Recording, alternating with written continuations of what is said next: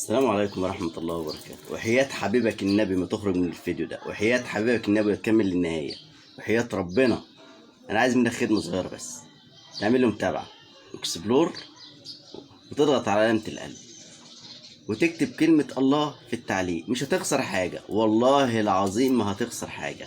ويا سلام بقى لو قلت بقى ايه: أشهد أن لا إله إلا الله وأشهد أن سيدنا محمد عبده ورسوله. اللهم إني أذنبت ذنبا كبيرا، اللهم اغفر لي ذنبي إنه لا يغفر الذنوب إلا أنت، وإن لم تغفر لي فأكون من الخاسرين. قولها 3 مرات، مش هتخسر أي حاجة.